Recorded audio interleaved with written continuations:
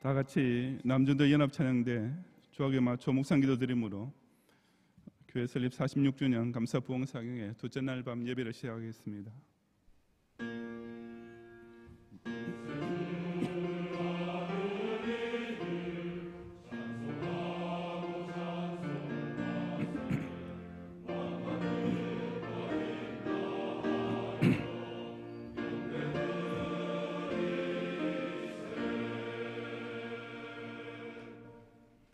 여호와여, 주의 인자하심이 하늘에 있고 주의 진실하심이 공중에 사무쳤으며 주의 의는 하느님의 산들과 같고 주의 심판은 큰 바다와 같으니이다. 여호와여, 주는 사람과 짐승을 구하여 주시나이다. 하느님이여, 주의 인자하심이 어찌 그리 보배로운지요. 사람들이 주의 날개 그늘 아래 피하나이다.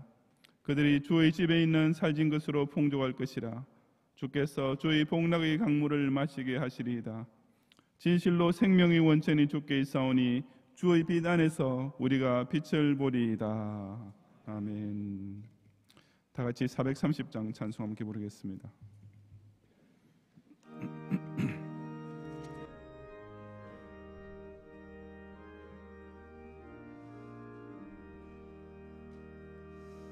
주와 같이 길 가는 것 즐거운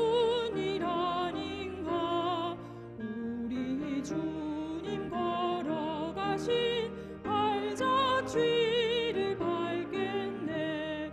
한 걸음 한 걸음 주 예수와 함께 날마다 날마다 우리 걸어가리. 어린아이 같은 우리 미련하고 약하나 주의 손에 이끌리어 생명길로 가겠네. 한 걸음 한 걸음 주 예수와 함께 날마다 날마다 우리 걸어가리. 꽃이 피는 들판이나 험한 골짜기라도 주가 인도하는 대로 주와 같이 가겠네. 한 걸음 한 걸음 주 예수와 함께 날마다 날마다 우리 걸어가리. 옛 선지자의 녹같이 우리들도 천국에 들려 올라갈 때까지 주와 같이 걷겠네. 한 걸음 한 걸음 주 예수와 함께 날마다 날마다 우리 걸어가리.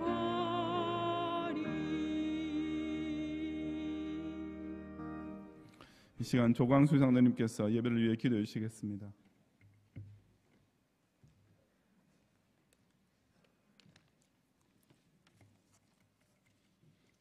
기도하겠습니다. 인류 구원 역사 완성을 위하여 전 우주 만물과 세계 역사를 주관하시고 섭리하시며 진행하시는 하나님 우리 아버지, 모든 영광과 감사를 홀로 받으시옵소서.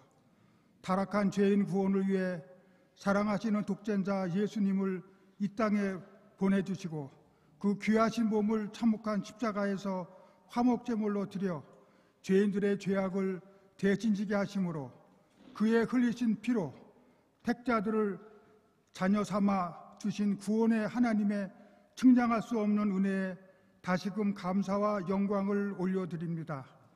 십자가에 죽으시고 부활하시고 다시 오실 예수님을 깊이 생각하며 그 뜻을 따르기를 결단코자 40일 특별 새벽 기도회로 모이고 있사오니 저희들을 사한 제물로 받아 주시옵소서.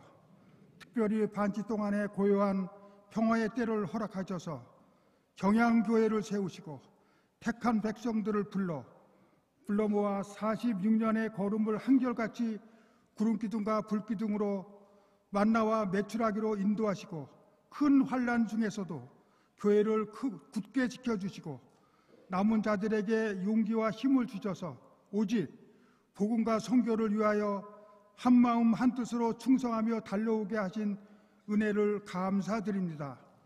앞장서서 수고하시는 담임 목사님과 원로 목사님, 영육간에 강건하게 붙으셔서 오늘날까지 경양의 모든 양무리들을 하나님 절대 주권의 개혁주의 바른 진리로 이끌어 주심에 감사드립니다. 다가오는 신년을 바라보고 5대 기도 제목을 세워 기도로 물질로 준비하게 하신 주님, 내일은 교회 설립 주일을 맞이하여 작년에 이어서 제2차 신년맞이 비전 헌금을 주님의 나라와 의를 위하여 힘과 정성을 다하여 기도하며 작정하기를 원합니다. 우리 속에 착한 일을 시작하신 이가 그리스도 예수의 날까지 온전히 이루실 줄 믿습니다. 먼 곳 브라질에서 김상식 선교사님을 이곳까지 보내주셔서 시간마다 말씀의 은혜를 주시니 감사합니다. 모든 성도들이 굳건한 믿음에 서서 예루살렘을 사랑하는 자들이 되고 예루살렘에 남아있기를 자원하는 자들이 되어 형통한 복을 받고 30만과 세계 선교를 향한 표대를 향해 힘차게 달려가는 2019년이 되게 하여 주시옵소서. 임마누엘 중찬단과 샛별 어린이 합창단의 특송과 남전도의 연합 찬양대의 찬양을 기쁘게 받아 주시옵소서. 모든 영광을 주님 홀로 받아 주시옵소서. 감사하며 예수님의 이름으로 기도합니다. 아멘.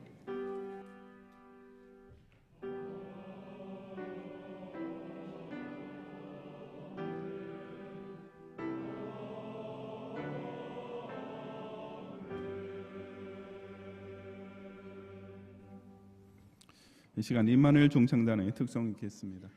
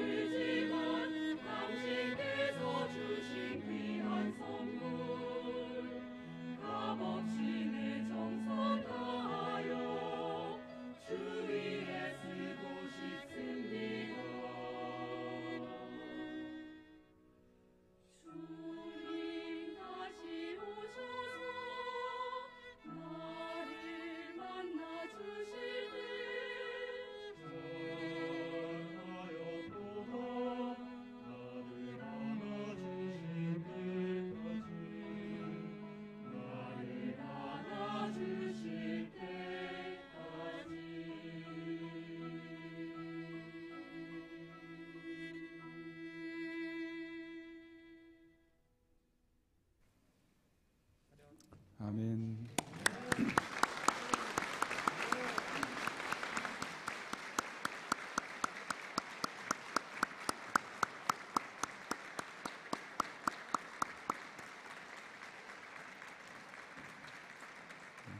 이어서 새별내린 합창단의 덕송이 있겠습니다.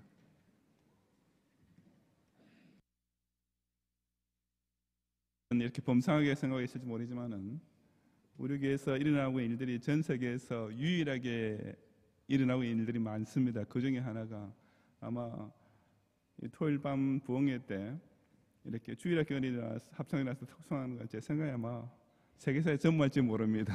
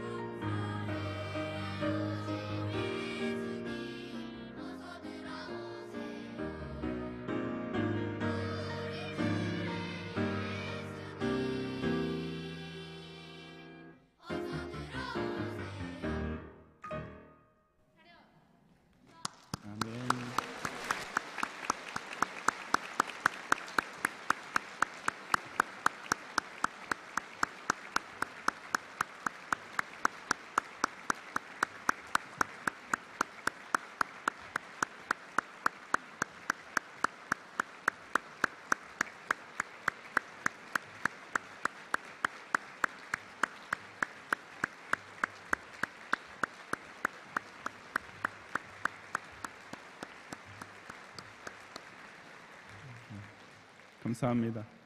새별내린 합창단에 들어가기 쉽지 않습니다. 오디션 거쳐서 합격해야 되고요. 경쟁률도 치열합니다. 최근에 아마 또 그렇게 새로 단원들을 보낸 것 같은데 아마 또 성도님께서 찬조하셔서 또 이렇게 가운데 새로 맞춘 것 같습니다. 감사합니다. 시간 성경 말씀 창세기 31장 38절부터 42절까지의 말씀입니다.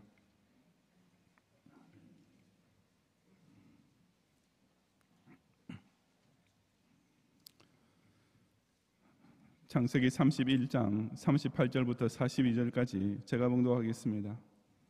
내가 이 20년을 외삼촌과 함께 하였거니와 외삼촌의 암양들이나 암염소들이 낙태하지 아니하였고 또 외삼촌의 양떼의 수장을 내가 먹지 아니하였으며 물려 찢긴 것은 내가 외삼촌에게로 가져가지 아니하고 낮에 도둑을 맞았든지 밤에 도둑을 맞았든지 외삼촌이 그것을 내 손에서 찾았으므로 내가 스스로 그것을 보충하였으며 내가 이와 같이 낮에는 더위와 밤에는 추위를 무릅쓰고 눈 붙일 겨를도 없이 지냈나이다. 내가 외삼촌 집에 있는 이 20년 동안 외삼촌의 두 딸을 위하여 14년, 외삼촌의 양떼를 위하여 6년을 외삼촌에게 봉사하였거니와 외삼촌께서 내 품삯을 10번이나 바꾸셨으며 우리 아버지의 하느님 아브라함의 하느님 곧 이삭이 경외하는 이가 나와 함께 계시지 않으셨더라면 외삼촌께서 이제 나를 빈손으로 돌려보내셨으리이다마는 하나님이 내 고난과 내 손의 수고를 보시고 어젯밤에 외삼촌을 책망하셨나이다. 아멘. 이 시간 남전대 연합 찬양대의 찬양이겠습니다.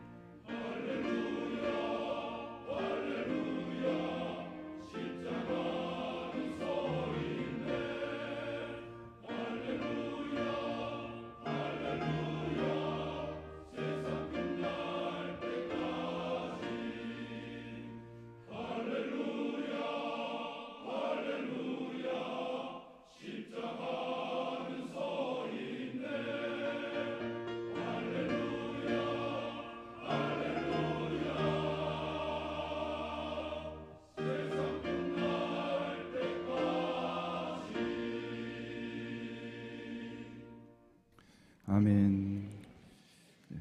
오늘 밤에도 우리 원로 목사님께서 또 주강사 김상식 목사님께서 또 제가 우리 홍록도 목사님 섬라교회 원로 목사님 또 성일교회 서상일 목사님 오늘 축도하실 목사님이십니다. 또 은정수 목사님 이인수 목사님 우리 멀리서 우리 오셔서 참석해 주시고 감사 예물 드리고 최창 장로님 남성훈 장로님 또 그 여러 장로님들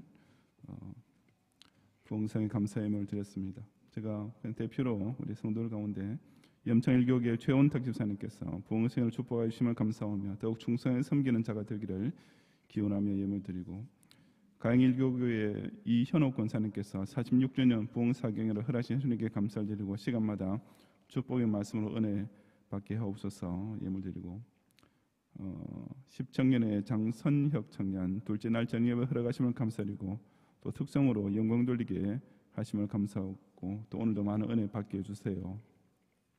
예물 드렸습니다. 대학부의 송수민 운동은 경양교회 안에서 바른 신앙생활 할 수 있게 하심을 감사드립니다.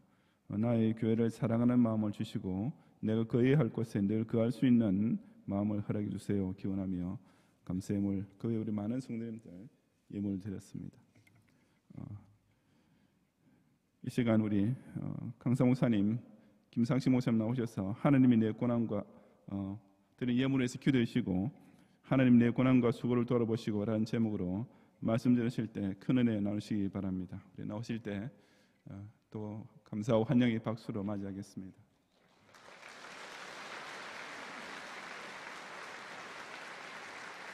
할렐루야.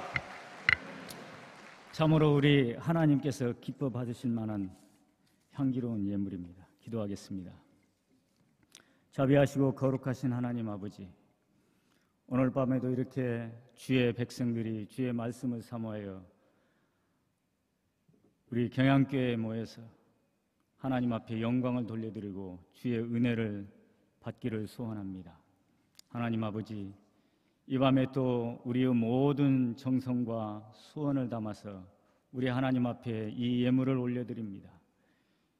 이 예물 속에 우리의 생명도 담겨 있고 우리 경양교회의 희년 비전과 앞으로 그 모든 그 계획들이 들어 있습니다. 우리 하나님 기뻐 흠양하여 주시옵시고 하나님 아버지 그 모든 소원들을 응답하여 주시고 우리 하나님의 영광의 도구로 삼아 주시옵소서.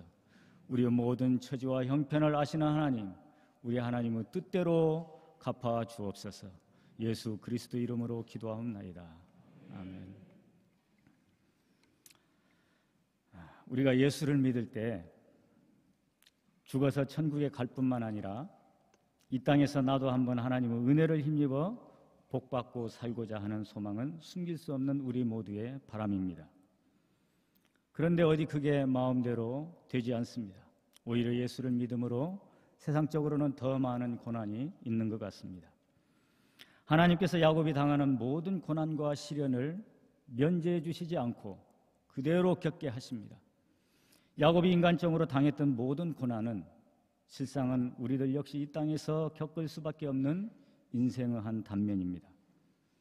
성경에 등장하는 어느 누구도 고난을 받지 않은 사람은 없습니다. 그러나 이 고난 중에도 우리가 소망이 있는 것은 하나님께서 함께 하신다는 것입니다. 야곱이 20여 년의 타향살이를 성공할 수 있었던 것은 순전히 하나님의 은혜와 보호하심이었다고 고백을 합니다. 아마도 이 고백은 또한 저와 여러분들의 고백일 것입니다. 야곱은 고난을 원하지 않았지만 고난은 야곱을 찾아왔습니다. 야곱은 처음부터 라반에게 속아서 원하지 않은 레아와 결혼을 하게 되었습니다. 라반에게 항의하자 그는 그 지방의 풍습을 핑계대었습니다. 야곱은 다시 일주일을 기다려 라헬과 결혼을 했습니다.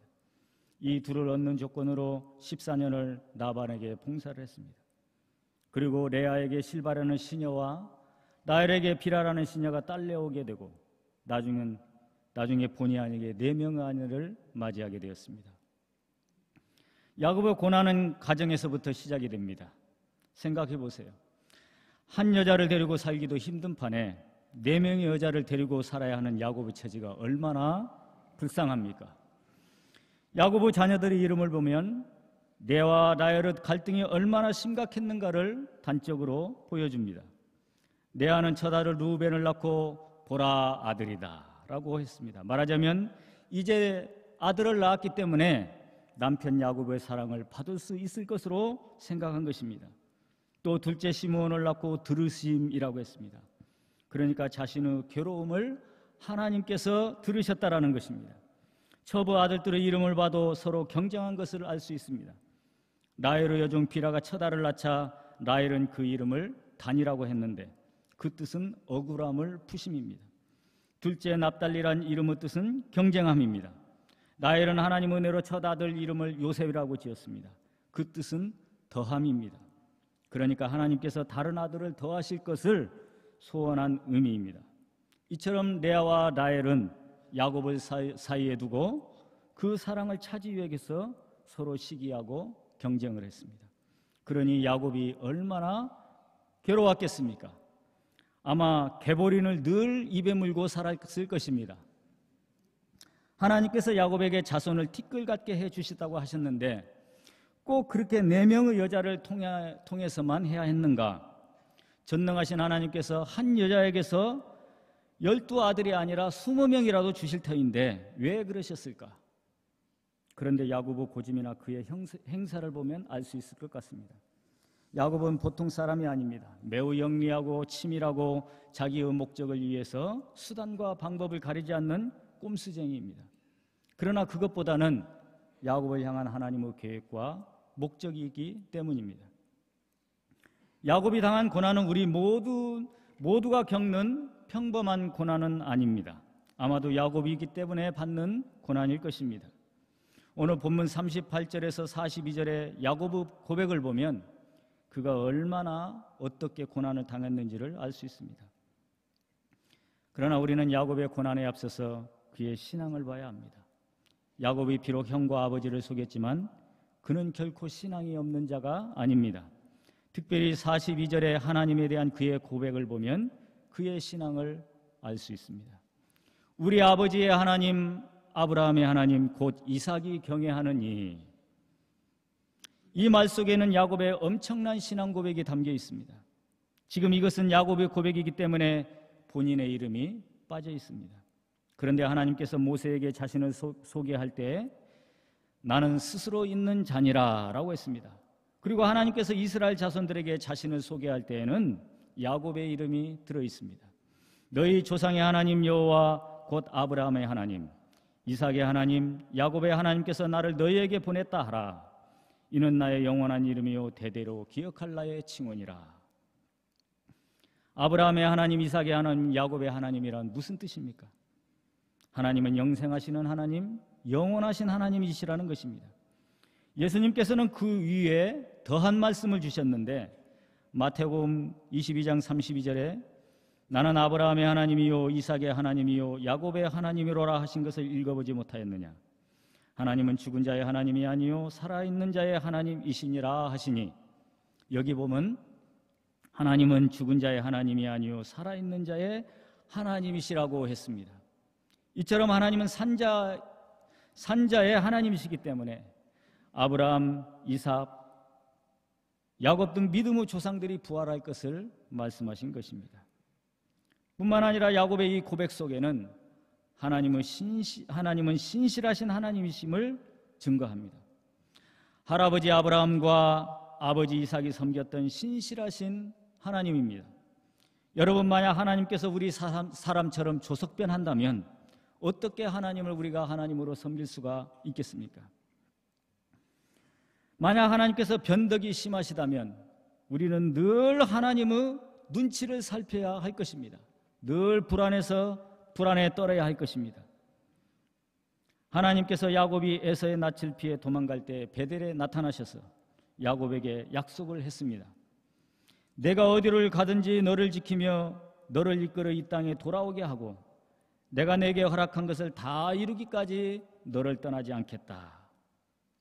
야곱은 그에 대한 화답으로 서원하기를 하나님께서 나와 함께 계셔서 내가 가는 길에서 지키시고 먹을 떡과 옷을 주시고 내가 평안히 아버지 집으로 돌아오게 하시오면 여호와께서 나의 하나님이 되실 것이요 라고 했습니다. 과연 하나님은 약속대로 야곱을 평안히 돌아오게 하셨습니다. 창세기 33장 18절에 야곱이 밧단 아람에서부터 평안히 가나안 땅 세겜성에 이르러 그 성읍 앞에 장막을 치고 35장 9절에 야곱이 밧단 아람에서 돌아오매 하나님이 다시 야곱에게 나타나사 그에게 복을 주시고, 이처럼 하나님께서는 약속을 지키시는 신실하신 하나님이십니다. 야곱은 하나님의 신실하심을 할아버지 아브라함과 아버지 이삭의 삶을 통해서 듣고 배우고 경험했습니다. 또한 자신이 경험했습니다. 그래서 이런 고백을 할 수 있는 것입니다. 야곱은 여기에 하나를 덧붙여서 아버지 이삭이 경외하는 하나님이라고 했습니다. 우리는 여기서 아브라함 가문의 신앙의 모습을 엿볼 수가 있습니다. 저는 제가 목사가 되고 나서 가장 부러웠던 사람이 목사의 아들로서 목사가 된 사람이었습니다. 왜냐하면 그들은 밥 먹는 것처럼 자연스럽게 신앙이 몸에 배기 때문입니다. 말하자면 외국어를 모국어로 배우는 것과 같습니다. 나이를 먹어서 외국어를 배우면 그 발음이나 어휘에 한계가 있을 수밖에 없습니다. 야곱은 믿음의 조상 아브라함의 품에서 자라났습니다. 아브라함이 100세에 이삭을 낳고 이삭이 60세에 야곱을 낳습니다. 그러므로 야곱이 태어날 때 아브라함의 나이가 160세입니다. 아브라함이 175세에 죽었으니까 야곱이 15살 때입니다. 물론 아브라함이 사라의 사후에 후처를 얻어서 이삭과 같이 안 살았을 것입니다. 그럼에도 불구하고 그들은 서로 왕래를 했을 것입니다. 왜냐하면 아브라함이 죽었을 때 그 장례를 이스마엘과 이삭이 함께 치루었기 때문입니다. 아마도 아브라함은 100세에 낳은 약속의 아들 이삭이 아들을 낳았다는 소식을 듣고 아예 손주들을 품에 끼고 살았을 것입니다. 그리고 하나님에 대하여, 하나님께서 함께 하신 자신의 인생에 대하여 많은 이야기를 해주셨을 것입니다. 그러니까 야곱은 할아버지와 아버지를 통해서 자연스럽게 하나님을 배우고 신앙을 배웠습니다. 책을 통해서 배운 것이 아닙니다. 그들의 삶과 인격을 통해서 배웠습니다. 그래서 이삭이 경외하는 하나님이라고 고백하는 것입니다. 가문이라는 말이 있고 가풍이라는 말이 있습니다. 믿음의 조상 아브라함 가문 혹은 아브라함 집안의 가풍, 이 가문이나 가풍은 하루아침에 이루어지는 것이 아닙니다. 오랜 세월 한 집안의 좋은 생활 습관에서 비롯되는 것입니다. 그래서 좋은 의미에서 사용합니다. 그런 의미에서 목사의 집안에서 목사가 나오는 것은 매우 바람직하다고 생각합니다. 물론 하나님께서는 얼마든지 불신자의 가정에서도 당신의 종을 부르시고 주의 종으로 기름 부어 사용하십니다. 지금 경양교회는 별들의 학교를 운영하고 있습니다. 어렸을 때부터 하나님의 종으로 특별 훈련을 시키는 것입니다.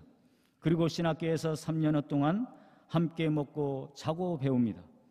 저는 이런 시스템을 만드신 원로 목사님을 존경합니다.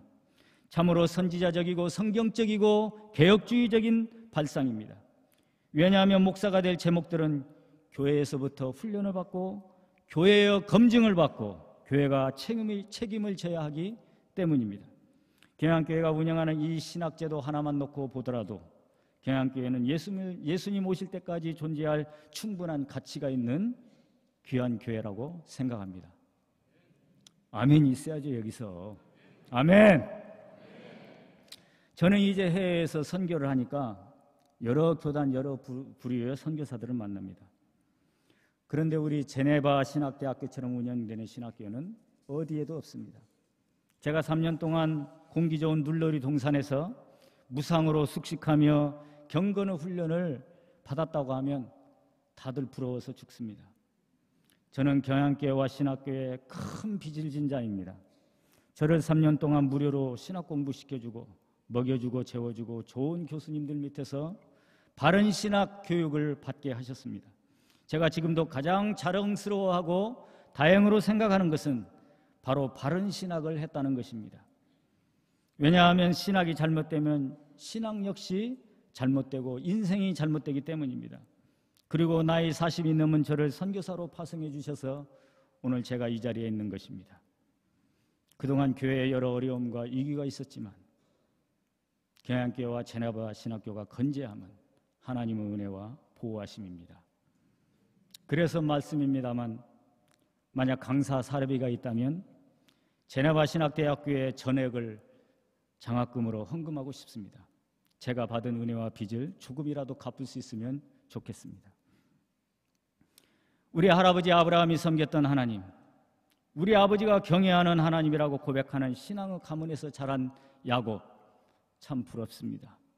여러분, 하나님을 다른 사람에게 소개할 때 우리 할아버지께서 섬겼던 하나님, 내 아버지께서도 섬겼던 하나님이라고 자랑하면서 자신 있게 소개할 수 있으면 얼마나 좋겠습니까? 신앙의 계대, 이런 말은 아무 데서나 듣는 말이 아닙니다. 우리 경양교회에서나 들을 수 있고 강조되는 말입니다. 우리가 우리 자녀들에게 신앙을 물려준다는 것은 그 어느 것보다도 중요합니다. 오늘날 교회가 약해진 이유 중에 하나가 애를 적게 낳기 때문이 아니라 이 신앙의 승계가 제대로 이루어지지 않았기 때문이라고 생각합니다. 세상적인 지식은 얼마든지 귀로 듣고 눈으로 읽으며 배울 수 있습니다. 더군다나 요즘은 인터넷이 발달해서 검색만 하면 즉시로 정보와 모든 지식을 얻을 수가 있습니다. 그러나 신앙은 지식으로 되는 것이 아닙니다. 신앙은 눈으로 배우고 체험함으로 배웁니다. 자식들은 우리의 삶을 지켜보고 있습니다. 우리가 교회는 다니지만 실제로 우리의 삶 가운데서 신자다운 삶을 살지 못하고 삶의 우선순위가 세상이나 세상 것이라면 자녀들은 더 이상 부모를 신뢰하지 않을 것입니다. 그러므로 자녀들에게 신앙을 물려주기를 원한다면 내가 삶으로 보여주어야 합니다. 야곱은 할아버지 아브라함부터 많은 이야기를 들었을 것입니다. 그리고 아버지 이삭의 삶을 보고 신앙을 배웠습니다. 그런데 야곱이 20년 동안 타향에서 하나님을 경험했어도 아직도 이스라엘이 되기에는 부족합니다. 이처럼 믿음이란 하루아침에 자라는 것이 아닙니다. 하나님께서 라반의 추격 가운데서도 야곱을 보호하셨습니다. 그리고 하나님의 사자들을 보내서 야곱을 안심시킵니다. 그럼에도 불구하고 형 에서가 군사 400명을 거느리고 자신을 만나러 온다는 소식에 야곱은 두려웠답니다. 그가 에서가 공격할 것을 대비해서 피할 길을 모색합니다. 야곱이 심히 두렵고 답답하여 자기와 함께한 동행자와 양과 소와 낙타를 두 떼로 나누고 이르되 에서가 와서 한 떼를 치면 남은 한 떼를 피하리라. 이처럼 야곱은 아직까지도 자신의 머리를 믿습니다. 꼼수를 부립니다. 그래서 최후에 하나님께서 야복나루에서 그의 환도뼈를 쳐서 항복을 받고 그의 이름을 이스라엘로 바꿔주십니다. 야복나루는 야곱에게 있어서 인생의 전환점이라고 할 수가 있습니다. 말하자면 야곱이 이스라엘로 바뀌는 시점입니다. 만약 야곱이 이스라엘로 바뀌지 않았다면 야곱은 없는 것입니다. 그런데 이 이스라엘이라고 하는 이름의 뜻은 하나님과 겨루어 이김입니다. 참 말도 안 되는 이름입니다. 어찌 인간이 하나님과 겨루어 이길 수가 있습니까? 우리는 하나님을 이길 수 없습니다. 그런데 하나님 아버지는 이길 수 있습니다. 왜요? 아버지의 사랑 때문입니다. 그 사랑 때문에 부모는 자식에게 져주는 것입니다. 압살롬이 이스라엘과 아버지 다윗을 배반하고 죽이려고 했습니다. 그때 다윗은 압살롬이 죽었다는 소식을 듣고 울면서 내 아들 압살롬아, 내 아들 압살롬아, 차라리 내가 너를 대신하여 죽었다면 하면서 웁니다. 이게 바로 하나님 아버지의 사랑입니다. 압살롬은 다윗을 죽이려 했지만 다윗은 차라리 자신이 죽기를 원했습니다. 우리 하나님 아버지는 독생자 예수 그리스도를 배신자요 죄인인 우리를 위해 십자가에 내주셨습니다. 하나님 아버지의 이런 사랑을 우리가 배울 수 있으면 얼마나 좋겠습니까? 그런데 배우기가 참 어렵습니다. 저도 자식을 5이나 낳고 아버지가 되었어도 저를 키워주신 저희 아버지의 사랑을 다 알 수 없습니다. 아마 내 자식들도 아버지인 저의 사랑을 다 알 수 없을 것입니다.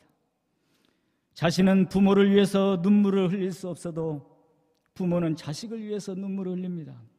저도 제 자식 때문에 2번이나 울었습니다. 아마도 자식은 죽었다 깨어나도 부모의 이런 사랑을 결코 배울 수 없을 것입니다. 하나님 아버지는 야곱을 자식으로 사랑합니다. 그래서 야곱에게 져줍니다. 그런데 왜 야곱의 환도뼈를 칩니까? 아니 기왕 져주시는 판에 왜 굳이 야곱의 환도뼈를 칩니까? 이게 바로 하나님의 방법이고 하나님의 사랑입니다. 왜냐하면 이 환도뼈를 쳐야 에서의 분노를 삭히고 야곱의 생명을 구할 수 있기 때문입니다. 환도뼈로 인해서 절뚝거리는 야곱, 이 야곱이 에서 앞에 와서 몸을 7번 땅에 굽히고 에서에게 절을 할 때 마음이 녹지 않을 사람이 누가 있겠습니까? 우리 모두는 강하기를 원합니다. 힘있고 능력 있기를 원합니다. 그러나 힘있고 능력 있는 것이 능사는 아닙니다. 하나님께서는 이런 것으로 세상을 이기지 않습니다. 그래서 사도 바울은 고백하기를 내가 약할 때에 강했다라고 합니다. 야곱은 하나님으로부터 축복을 약속받았지만 그의 삶은 고난의 연속입니다. 하나님께서 신자인 우리에게 축복을 약속했을지라도 그것이 우리의 삶에서 고난을 면제해 주겠다는 약속은 아닙니다. 믿음이 좋아도 고난이 면제되지 않습니다. 믿음이 좋아도 병에 걸리고 사고를 당하고 결국은 죽습니다. 하나님께서 야곱의 꿈에 나타나셔서 하시는 말씀이 라반이 내게 행한 모든 것을 내가 보았노라. 왜 하나님께서는 야곱이 당하는 모든 고통을 보고만 계셨을까요? 왜냐하면 그만큼 야곱이 혹은 인간이 고집불통이기 때문입니다. 하나님께서 자기 백성 곧 이스라엘을 뭐라고 부르십니까? 바로 목이 곧은 백성이라고 부릅니다. 목이 곱다는 말은 고집이 센 불순종을 말합니다. 야곱은 라반이 품삯을 10번이나 바꾸었다고 말을 합니다. 그러면은 이스라엘 백성은 어떻습니까? 이스라엘 백성들은 광야 40년 동안 하나님을 배반했습니다. 민수기 14장 22절에 보면 내 영광과 애굽과 광야에서 행한 내 이적을 보고도 이같이 10번이나 나를 시험하고 내 목소리를 청정치 아니한 그 사람들은, 이것을 보면 이스라엘 백성들은 라반보다 훨씬 악한 자들입니다. 저와 여러분들이 바로 이 이스라엘입니다. 믿음은 내가 얼마나 큰 죄인인가를 아는 데서 시작이 되고, 또 믿음의 크기는 내가 얼마나 큰 죄인인가를 아는 것과 비례하는 것입니다. 자신의 죄인됨을 아는 자는 겸손하지 않을 수가 없습니다. 하나님을 두려워하지 않을 수가 없습니다. 그런데 정말 하나님께서 라반이 야곱에게 행한 모든 것을 보고만 계셨을까요? 이것은 하나님의 의도된 것입니다. 하나님께서는 라반의 악함도 야곱의 성화를 위해서 사용하고 계시는 것입니다. 라반의 이런 악함이 당시에는 야곱에게 큰 괴로움이었겠지만, 결국에는 우리 하나님의 아버지의 하나님 아브라함의 하나님 곧 이상이 경외하는 이가 나와 함께 계시지 아니하셨더라면 외삼촌께서 이제 나를 빈손으로 돌려보내셨으이다마는 하나님이 내 고난과 내 손의 수고를 보시고 어젯밤에 외삼촌을 책망하셨나이다 라고 야곱으로 하여금 이런 고백을 하게 만듭니다. 하나님께서는 야곱을 훈련시키셨고, 야곱은 이런 훈련을 통해서 하나님을 더욱 깊이 체험하게 된 것입니다. 여러분, 내 직장 동료 중에 혹은 친구 중에 혹은 교인 중에 나를 괴롭게 하고 심기를 불편하는 자가 있다면 그것 때문에 감사하시기 바랍니다. 그는 나를 위해서 하나님께서 주신 가시입니다. 야곱은 자신의 재산을 자신의 손으로 증식시키려고 버드나무와 살구나무와 신풍나무의 껍질을 벗겨서 튼튼한 양들이 새끼를 뵐 때 보게 했다고 했습니다. 야곱의 생각에는 자신의 힘으로 자신의 지혜로 이렇게 된 줄 알았습니다. 그러나 나중에 야곱도 깨달았습니다. 창세기 31장 10절에서 12절에 보면 그 양떼가 새끼 뵐 때 내가 꿈에 눈을 들어보니 양떼를 탄 순양은 다 얼룩무늬 있는 것과 점 있는 것과 아롱진 것이었더라.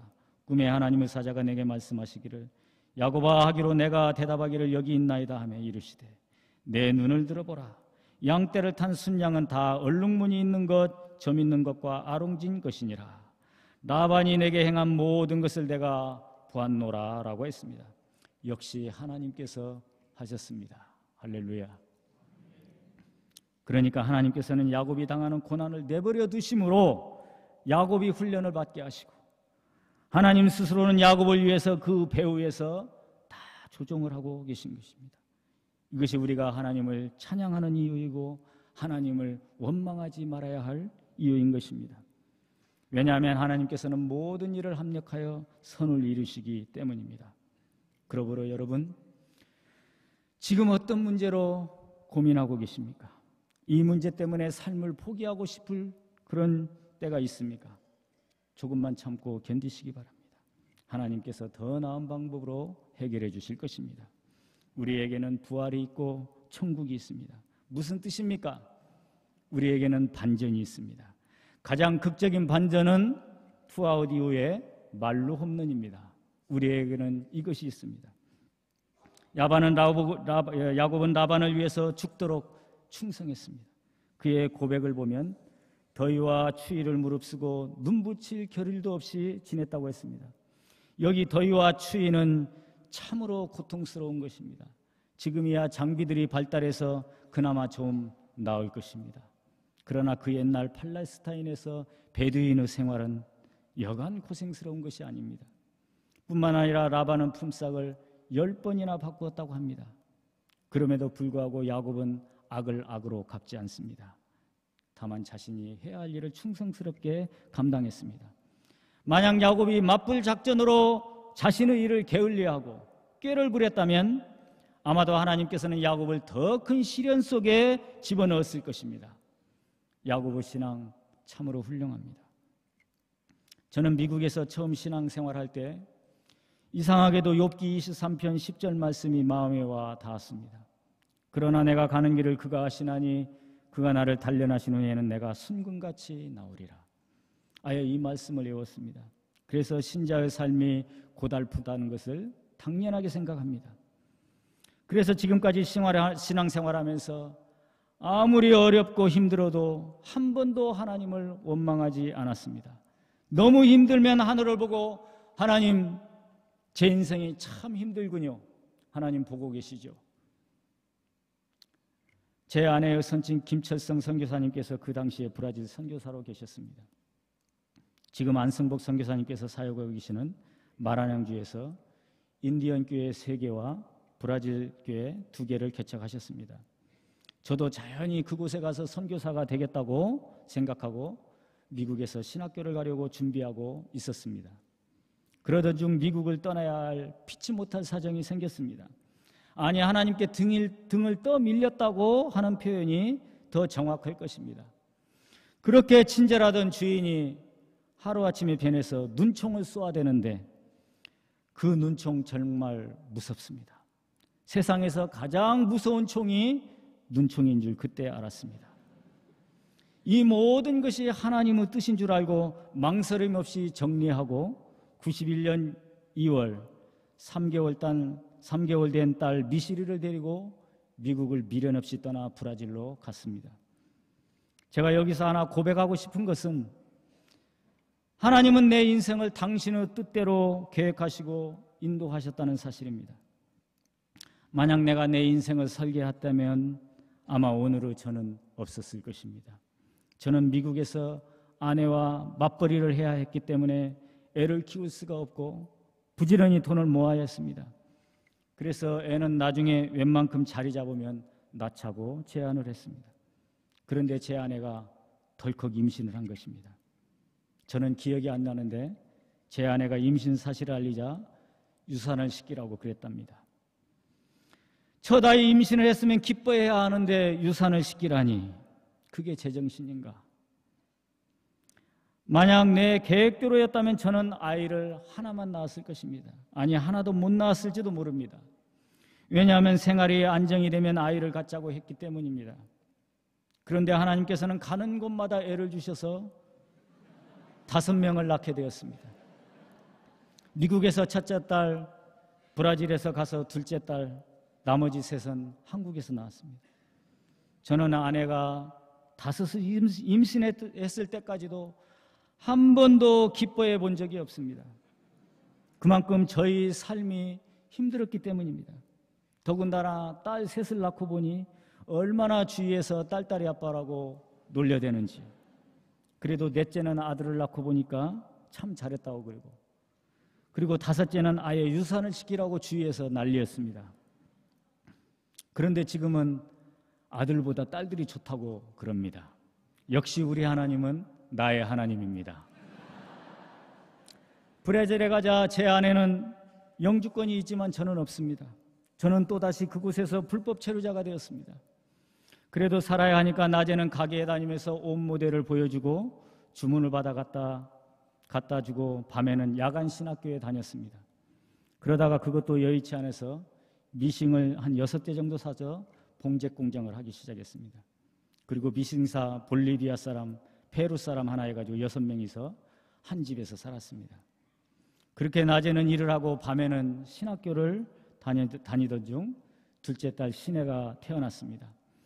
하나도 키우기 힘든데 또 하나가 태어난 것입니다. 그런데 제가 브라질 선교사로 나갔을 때 이 애 때문에 우리 가족 모두의 영주권이 쉽게 해결되었습니다. 브라질은 애를 낳으면 그 애를 통해서 부모가 영주권을 받을 수가 있습니다.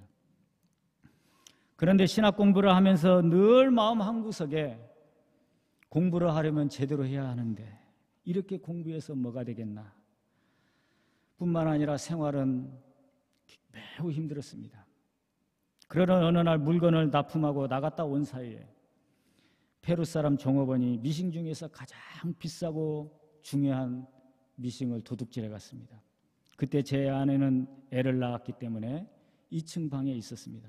저는 참 그때 생각하기를, 만약 이 사람이 제 아내를 해코지라도 했다라면 어떻게 되었겠습니까? 저는 그때 생각하기를, 아하, 이것도 하나님의 사인이구나 하고 사업을 정리를 했는데 우리 네 식구 비행기표를 살 돈이 안 되었습니다. 그래서 한국에 있는 동생에게 편지를 해서 그 동생의 도움을 받아 1992년 9월달, 그러니까 브라질에서 한 19개월 살았습니다. 한국에 돌아온 나는 어디 마땅히 갈 데가 없어서 다시 임실 고향으로 돌아왔습니다. 야곱은 거부가 되어 돌아왔지만 저는 집을 떠난 지 8년 만에 처자식을 데리고 빈손으로 돌아온 것입니다. 비록 제가 예수 믿는 사람이 되어 돌아왔지만 친구들은 저를 무시하고 멸시했습니다. 그래도 저는 이를 악물고 열심히 일을 했습니다. 시골 교회에서 제 아내는 성가대 지휘자로, 또 저는 주일학교 교사와 구역 예배를 인도하는 일과 교회 버스도 운전했습니다. 세탁일을 배워서 시골에서 세탁소를 하고 또 작은 구멍가게도 했습니다. 배운 게 도둑질이라고 이때 배운 세탁 때문에 지금까지 우리 집의 모든 세탁물은 제 와이셔츠부터 시작해서 우리 딸들의 모든 옷까지 제가 지금도 다려주고 있습니다. 그래서 가끔 그때 세탁일 배운 것을 후회하고 있습니다. 그러다가 면소재 우체국에 집배원 자리가 하나 나서 우체국장에게 커미션을 넉넉하게 주고 들어갔습니다. 왜냐하면 사설 우체국이기 때문에 가능했습니다. 그렇게 저는 낮에는 우체국에서 집배원으로 일을 하고 밤에는 집에 돌아와서 세탁소 일을 하고 제 아내는 가게를 봤습니다. 그러던 중 셋째 딸 하림이가 태어났습니다.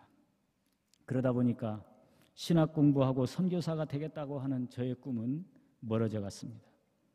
세상 돈 버는 일에 집착을 하니까 믿음이 약해집니다. 믿음이 약해지니까 장래에 대한 불안이 커집니다. 그래서 자녀들 교육을 위해서 교육보험을 2개를 들었습니다. 나중에 넣을 형편이 안 돼서 해지를 했는데 이 모든 일들이 헛된 일이었고 손해만 되었습니다. 그래서 그때 하나 크게 깨달은 것이, 하나님의 뜻이 아니면 모든 것이 다 헛된 일이구나, 손해만 보는구나. 그렇게 생활하던 중 1996년 3월 어느 토요일, 저는 아침 일찍 친구가 논에 백합꽃 뿌리를 심는다고 해서 도와주러 가고 제 아내는 가게를 봤습니다. 점심때쯤 낚시꾼들이 몰려들어서 매우 바빴습니다. 그 바쁜 와중에 큰딸 미실이가 와서 제 아내에게 둘째 딸 신혜가 물에 빠졌다고 말을 했습니다. 제 아내는 신혜가 그냥 물에 빠진 걸로만 생각을 했습니다. 그리고 또 워낙 바빴기 때문에 한 귀로 듣고 한 귀로 흘렀습니다. 한바탕 바쁜 시간이 지나고 좀 한가한 시간이 되자 큰딸 미실이가 한 말이 생각나서 큰애와 함께 냇가로 뛰어갔습니다. 냇가에 도착을 했는데 신혜가 보이지를 않는 것입니다. 그러자 미실이가 신혜가 빠진 곳을 가리키면서 그 물속으로 들어가는 것입니다. 아내는 물속에 누워있는 신혜를 발견하고 곧장 가서 건졌는데 이미 30분 이상 물속에 있었기 때문에 죽어 있었습니다. 그래서 제 아내는 급히 택시를 타고 임실 보건소에 갔습니다. 그러자 의사가 담요를 주면서 장례를 치르라고 했답니다. 제 아내는 울면서 안 된다, 살려야 한다. 그래서 근처에 있는 성바오로라고 하는 개인병원에 갔더니 의사가 자기는 어떻게 할 수 없고 내가 소개해 줄 테니 내 친구가 근무하는 전북대학 부속병원으로 가보라고 했답니다. 그래서 제 아내가 그 의사에게 사정해서 같이 가자고 해서 그 의사가 같이 동행하고 친구에게 부탁을 하고 갔습니다. 신혜가 몇 시간 만에 깨어났습니다. 그때가 3월이기 때문에 추워서 신혜가 물에 빠지자마자 심장이 정지되어 있었다는 것입니다. 제 아내는 너무 기뻐했는데 의사 선생님이 하시는 말씀이 너무 좋아하지 마세요. 저렇게 깨어났어도 사망률이 한 80% 정도입니다. 좀 더 지켜봐야 합니다. 그러나 시내는 오늘날까지 건강하게 잘 지내고 직장 생활하면서 주일 오전에는 교폭교회에서 반주하고 또 오후에는 저희 교회에서 반주하고 교사로 봉사하고 내년에는 결혼도 할 것입니다.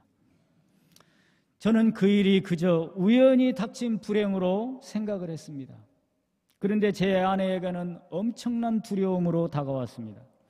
만약 우리가 선교사로 헌신하지 않으면 더 큰 불행이 닥칠 것이라고 하는 그런 두려움이었다고 합니다. 그래서 그해 가을에 가게를 정리하고 전주로 이사를 했습니다. 그 길로 그 이듬해 전북신학교 2학년에 편입을 했습니다. 그리고 교단교회에서 전도사로 봉사를 하게 되었습니다. 한 4년여 동안의 이사를 4번이나 하고 그동안 애가 2이나 더해서 5이 되었습니다.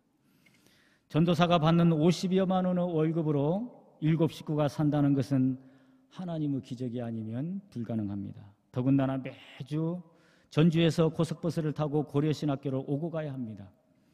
그런 기적의 생활을 신학원 2학년까지 하고 졸업 후에 선교사로 나아가야 하기 때문에 신학원 3학년 때에는 서울로 올라와 경안교에서 1년 동안 제5 주일학교 교육전도사로 봉사를 했습니다. 그리고 2003년 1월 1일 온 가족과 함께 브라질로 선교를 떠났습니다. 한국에 들어온 지 10년 만에 공부를 다 마치고 다시 선교사로 나갔습니다. 제가 이렇게 급히 떠난 것은 브라질 선교지 사정이 급했기 때문입니다. 왜냐하면 저희 장인 선교사님께서 몸이 아파서 사역을 못하고 있었고 그 사역을 안승복 선교사님이 감당하고 계시기 때문입니다. 제가 1월에 도착하고 제 장인 목사님께서 저에게 선교지를 인계하시고 4월 30일에 소천하셨습니다. 제가 선교사로 선교지에 떠났을 때의 신분은 강도사입니다. 이미 선교지의 한 브라질 교회는 장로님이 3분 계셨고 또 한 교회는 전도사 그리고 인디언 교회 2곳도 전도사님이 계셨습니다. 포어도 못한 데다가 강도사 신분이라 축도까지 못하니 장로님들이 저를 매우 무시했습니다. 그럼에도 목사는 설교해야 한다는 생각에 도착한 그 다음 주부터 설교를 했습니다. 물론 제 아내가 브라질에 살았었기 때문에 가능했습니다. 그렇지만 제 아내도 10년 만에 브라질 언어를 다시 하려니까 매우 힘들었습니다. 지금 그때 번역한 설교를 보면 낯이 뜨뜻해서 들 수가 없습니다. 수요 예배, 주일 예배, 주일 오전에는 본교회 설교하고 주일 오후에는 또 150km 떨어진 아마란치라고 하는 그 교회 가서 설교하고 매달 한 번씩 인디언 교회에 가서 또 설교를 했습니다. 나머지 인디언 교회 하는 정글 속 80km 지점에 있기 때문에 자주 갈 수가 없어서 2달에 한 번씩 들어가서 설교를 했습니다. 인디언 교회에 들어갈 때에는 쌀, 양초, 성냥, 사탕 등등 그들의 필수품을 사가지고 들어가야 합니다. 왜냐하면 들어가는 길 사이에 여러 부족들이 살기 때문에 그들에게 그것을 주지 아니하면 들어가는 길을 막고 방해를 합니다. 한 번은 제 아내가 밤에 5 아이와 함께 인디언 교회에 가려고 쌀, 양초, 소금, 사탕 등등 한 차 가득 싣고 제2 교회를 가다가 급거북길에서 두 바퀴 그러는 큰 교통사고를 당했습니다. 근데 그때도 하나님께서 지켜주셔서 아무도 다치지 않았습니다. 그 차를 고쳐서 지금도 타고 있습니다. 또 열심히 지나쳐서 없는 새벽 예배까지 만들었습니다. 그러니까 저의 일은 설교하는 일이 전부이고 제 아내는 그 설교를 번역하는 일이 사역의 전부입니다. 그러니까 저는 언어 공부를 따로 하지 못했습니다. 포어를 어정쩡하게 배웠습니다. 그래서 지금도 포어에 능숙하지 못합니다. 이 모든 일들을 정신없이 감당을 했는데 제일 힘들었던 것이 기후와 환경이었습니다. 그곳은 해만 뜨면 한낮의 여름처럼 뜨겁습니다. 한 평균 35도, 40도 됩니다. 선교 정착금으로 준 돈으로 제1교회 옆에 건물을 사서 교회를 확장했습니다. 그리고 선교비로는 새 교회 전도사들 월급 주고 차비하고 아이들 학비하고 제 주머니에는 우리 돈 10,000원이 없을 때가 허다했습니다. 그 흔한 야자수 하나를 못 사 먹었습니다. 그래도 저는 이것이 당연한 선교사의 길이라고 생각하고 그저 묵묵히 감당했습니다. 저는 제가 이 당한 고난을 다 말씀드릴 수가 없습니다. 그러나 한 가지 분명한 것은 하나님께서 저를 보고 계셨다는 것입니다. 사랑하는 성도 여러분, 우리가 신자로서 세상을 살 때 이루 말할 수 없는 숱한 고난을 겪습니다. 때로는 감당할 수 없을 것 같은 그런 고난도 있습니다. 하나님께서 왜 이런 고난을 주시는가? 하나님께서 왜 내 고난을 돌아보시지 않는가? 라고, 그렇다면 참으로 하나님께서 우리의 사정을 모르시겠습니까? 하나님께서는 야곱의 꿈속에 나타나셔서 라반이 내게 행한 모든 것을 내가 보았노라. 하나님께서는 내가 꿈꾸는 것보다 훨씬 더 큰 당신의 섭리로 우리를 이끄십니다. 하나님은 야곱을 이스라엘로 변화시키시고 야곱은 하나님이 내 고난과 수고를 돌아보셨다는 신앙 고백을 하게 하셨습니다. 이것이 야곱이 받은 축복입니다. 또한 저와 여러분들이 받은 축복입니다. 로마서 8장 18절로 말씀을 마치겠습니다. 생각건대 현재의 고난은 장차 우리에게 나타날 영광과 비교할 수 없도다. 아멘. 자비하시고 거룩하신 하나님 아버지, 우리 하나님께서 경안교회에 큰 은혜를 베풀어 주시사 이렇게 교회 설립 46주년 부흥사경회를 할 수 있도록 은혜를 베풀어 주시오니 감사합니다. 하나님, 다시 한번 주의 은혜를 사모하기를 소원하여 우리가 이 자리에 모였습니다. 전능하신 하나님 아버지, 우리를 새롭게 하여 주시옵시고 우리에게 은혜를 더하여 주시사 새 힘을 허락하여 주시고 우리 개항교회가 희년을 맞아 다시 한번 새롭게 비상을 해서 이 시대의 마지막 사명, 주의 복음을 증거하라는 이 사명을 힘있게 감당할 수 있도록 은혜를 베풀어 주시옵소서.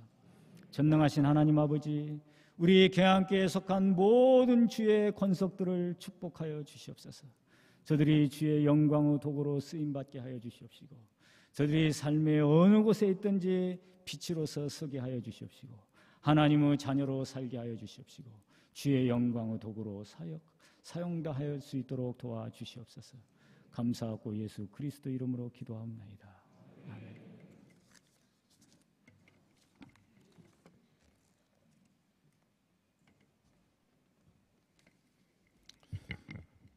귀한 말씀 감사합니다. 아까 우리 목사님 설교 중에 이쪽은 좀 강대상은 좀 이렇게 이 스피커가 좀 잘 안 들립니다. 강서 사례 제네바 신앙대학원에 낸다 그러셨던가요? 아, 정말 그러셨어요? 아, 예. 제가 제네바 신대원 총장입니다. 정말 마음만 받겠습니다. 정말 감사합니다.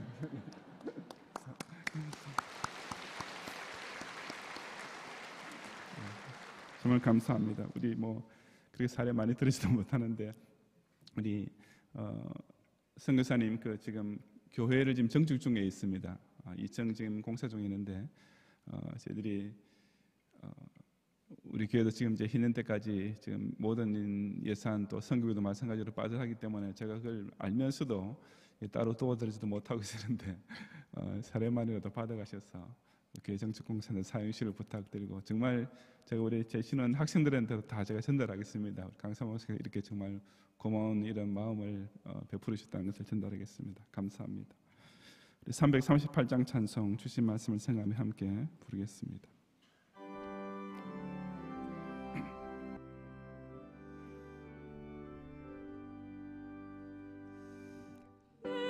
주를 가까이 하게 함은 십자가 짐 받은 고생이나 내 생소원은 늘 찬송하면서 주께 더 나아가기 원합니다.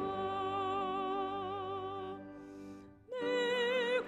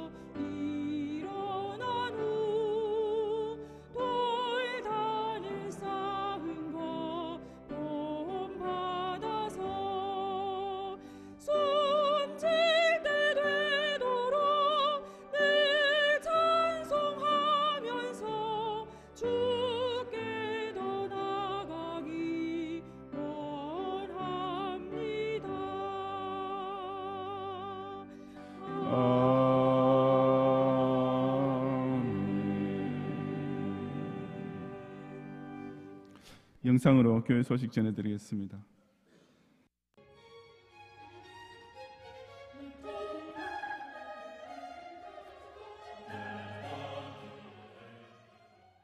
부흥의 소식입니다. 경양교회 설립 46주년 감사 부흥 사경회가 어제 밤부터 시작되었습니다. 어제 밤에는 담임 목사님의 사회와 남성호 장로님의 기도, 김수현, 손세린, 이엘린 선생의 첼로 3중주, 샬롬 중창단의 특송과 여전도의 연합찬양대의 찬양, 강사 김상신 목사님의 나는 언제나 내 집을 세우리이까 라는 제목의 설교로 진행되었습니다. 새벽 기도회는 박윤선 목사님의 사회, 권구석 장로님의 기도, 대학부 청년의 연합찬양대의 찬양, 김상신 목사님의 만나가 그치고 가나안 땅의 열매를 먹었더라는 제목의 설교와 기도의 시간으로 진행되었습니다. 오전 특강은 송관신 목사님의 사회, 홍승태 장로님의 기도, 피셜 중창단, 에베네셀 중창단의 찬양, 한국교회 동성애 대책협의회 전문위원장이신 조영길 장로님의 차별금지법과 동성애 독재라는 제목의 특강으로 진행되었습니다. 내일은 경양교회 설립 46주년 기념주일로 지킵니다. 성도들과 재직들은 개인적으로 감사 헌금을 드리시며 교회 설립 기념주일에 동참하여 주시기 바랍니다. 내일 점심과 저녁 식사도 교회에서 성도님들께 대접합니다. 감사합니다. 우리 다 같이 경양교회 노래 부른 후에 성일교회 서상희 목사님께서 축도해 주심으로 둘째 날 밤 집회를 마치겠습니다.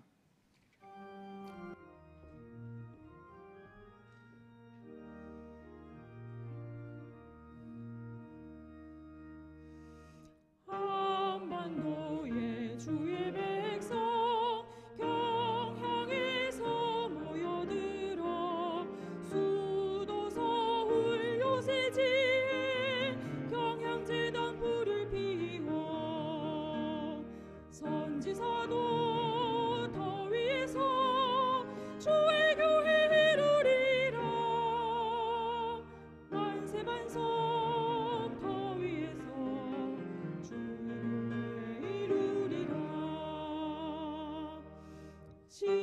십자가의 은혜 받아 예수 흔적 지닌 이 몸 그 사랑에 감격하여 예수님의 제자 되어